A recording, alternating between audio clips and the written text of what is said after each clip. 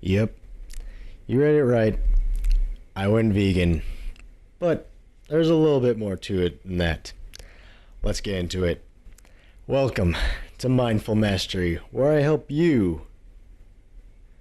Well, I guess I wouldn't really say help you master your mind, because now it's more me mastering my mind and body, and then hoping that you can learn something from it and apply it to your own life.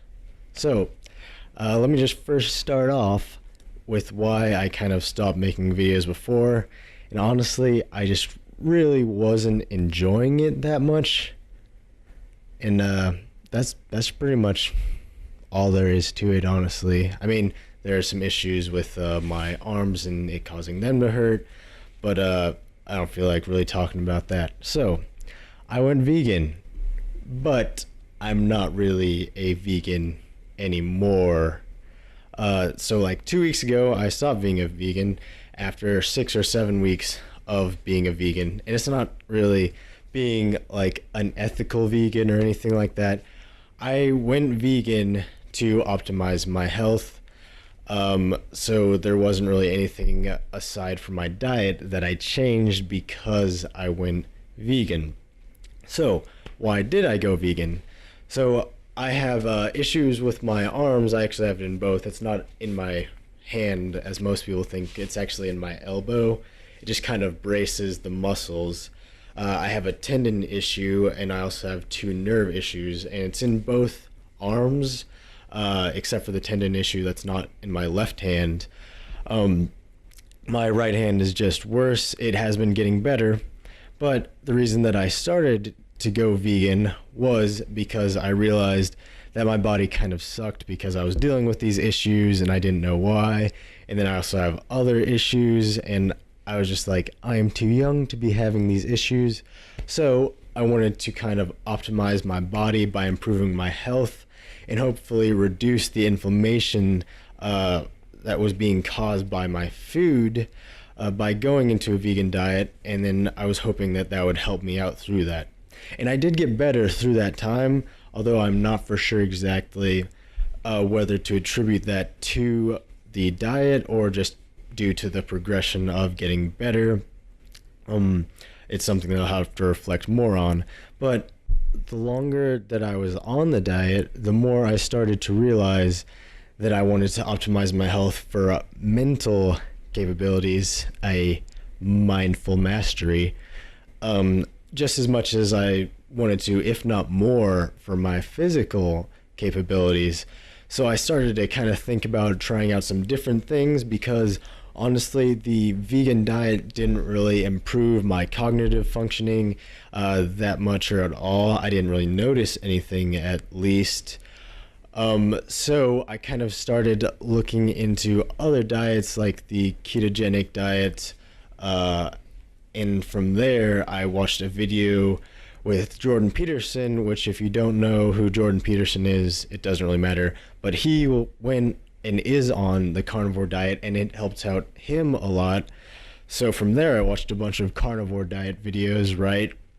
And then a lot of those people were saying that they went from the paleo diet first, and then they went to the ketogenic diet, and then they went to the carnivore diet. So from there, I kind of figured that's what I will be doing on my diet. But first, let me just talk about my experience as a vegan. I ate generally pretty healthy before I went vegan. Like, I didn't go out too much, and then I generally ate healthy food. The main thing that I was liking was greens, and honestly, I didn't really improve that much in eating greens whenever I was a vegan. I did a little bit, but not that much. I've actually improved a lot more now, which I'll get into that. But so the main thing, I guess, that was difficult was tofu and eating out. Those are the main 2 things that were difficult. Like, I had come to enjoy tofu, which that's kind of like the major meat substitute, which, I mean, it's really debatable as to whether that's even like healthy or not because it's processed and whatnot. but I'm not really going to talk about that right now. But I kind of struggled to make it actually taste like super good.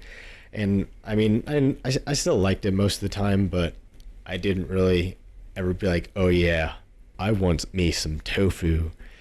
But then the second biggest thing is going to eat out was a struggle, especially because right whenever I decided to become vegan, then I went on vacation, and in the town that I was staying at,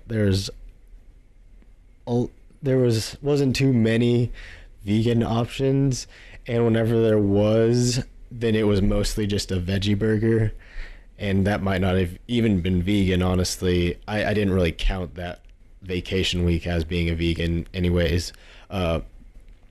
But so that was very difficult, and then but now that I'm back in my hometown, it has been a little bit easier, but I still didn't really go out that much. But especially at work, it was difficult because I worked at a restaurant and they hardly had any vegan options, so I for the most part just had to bring my own food. But that was pretty much the only issue. Being a vegan, I didn't really care that much. I didn't necessarily really crave meat or anything, which I was kind of surprised because I was expecting to, or especially eggs, because I normally ate eggs every morning, which I'm now doing again. But aside from that, I didn't really have many issues. And if need be, if I find out that these other diets don't work out too great, then I will probably go back to that and then try it out again and do something a little bit more long term. This is just kind of like a taste of each of these diets, and I didn't even decide to switch up the diets until kind of the end of the vegan diet. But so back to what I was saying about my diet plan, I plan on doing the Paleolithic diet, or the caveman diet, which is mostly just cutting out processed foods, sugars, a lot of post-agricultural stuff, so like grains and beans and things like that. So the main appeal to that is that it goes back to our ancestral roots, because we haven't evolved enough to catch up to the agriculturation of society. So it's causing our stomach issues and our body issues and whatnot. But mostly the big part of it is cutting out the processed foods and sugars, but that'll be in most healthy diets, which I didn't actually even stick to on the vegan diet, as I didn't actually look into it as much as I should have, honestly. So that'll be a thing if I go back to the vegan diet, that I'll make sure that I do this time. But then I'll be going to the ketogenic diet, which the ketogenic diet is whenever you primarily use fat as your caloric intake, so you eat mostly fats, which that only allows for 5% of your calories from carbohydrates. So if you eat, let's just say 2,000 calories a day, then you can only eat 100 calories from carbohydrates, which a lot of them actually limit it down to 50 calories from carbohydrates. I'm not really for sure what the difference is exactly. I'm probably just going to go with 50 whenever I do it. But so the main thing that you'll be able to have is spinach, and then that's pretty much it. But then only 15 to 25% of your calories in protein, and then 70 to 80% of your calories from fat, which honestly, looking at it right now, that seems pretty difficult to do, or at least enjoy doing it. But we'll see whenever I get there. And it's called the ketogenic diet because what's released into your bloodstream whenever you are primarily using fat as a fuel source is ketones, hence ketogenic. And there are a bunch of benefits from that I will talk about later. But then lastly, I'll be doing the carnivore diet, which is just eating meat and animal products and those sorts of things. So that's really the only explanation that there needs for that. honestly, I'm not for sure how sustainable the ketogenic and the carnivore diet is as far as like getting your macro or micronutrients in, just because you'll have a limited supply of veggies in the keto and then none in the carnivore. So I'm not for sure how long that one would be able to do it and not have any negative health outcomes. Although I have seen videos that have shown why certain micronutrients aren't needed on a carnivore diet. It's something that I'll look into the closer that I get to going on that diet. So as I was getting into that stuff, I then also started getting into fasting, and actually I was going to try to do a 3-day fast right before I started the Paleolithic diet, which I'm currently on right now. But I could only make it to the 40th hour just because I was so drained and exhausted, and I felt like I didn't want to do anything at all, and it was just a struggle to move at all or do anything. And also, all I could think about was food. So I gave in, and honestly, if I didn't give in then and I kept going to the 3rd day, then I might have been much better on that 3rd day. I'm not really 100% sure, but that's neither here nor there, because I will only be doing that sparingly, at least for now, because whenever I'm on these diets, I will be implementing intermittent fasting, which is where you can only eat during either an 8, 6, or 4-hour window. Some people even go to 2. I'll probably be doing it in the 4 to 6 range, and there are a bunch of benefits from that, which I'll probably also talk about in a later video. But for the diets, I'll be doing the paleo diet first for 4 weeks, and then I'll be doing paleo with intermittent fasting for another 4 weeks. So it'll be 8 weeks total on the paleo diet, but half of it will be doing intermittent fasting.